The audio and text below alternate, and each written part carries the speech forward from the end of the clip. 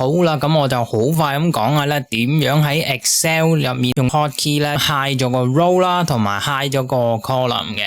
嗱，而家 Control 9先啊 ，Control 9，咁你見到冇咗 column 3咯，嗱呢度咁啦，是但 highlight 咗包住頭先嗰個 row 嘅 cell 啦 ，Control Shift 9係啦。OK， 咁我做多次啦，呢個 cell 咧我就 hide 佢咧，我就撳 Control 9，唔見咗啦。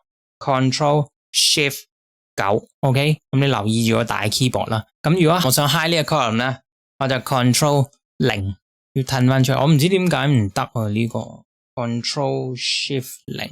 嗱，我唔知點解 Control Shift 0唔得，可能要 remap 過啲 key。咁但係咧 Control 0就 hide 咗個 column 咯，呢個 column 唔見咗啦。OK， 譬如我 highlight 你要嘅地方啦 ，Alt Shift 右鍵。OK， 咁就同你 group 咗佢啦。咁譬如我想 hide 咗呢4個 column 啦，我就 Control 0啦。嗱，我唔知點解佢唔識眼睇，真係有少少咁眼睇。咁 recap 一次啦 ，hide row 咧就係 Control 9啦 ，unhide 就係 Control Shift 9啦。OK， 咁係咁多先，今日。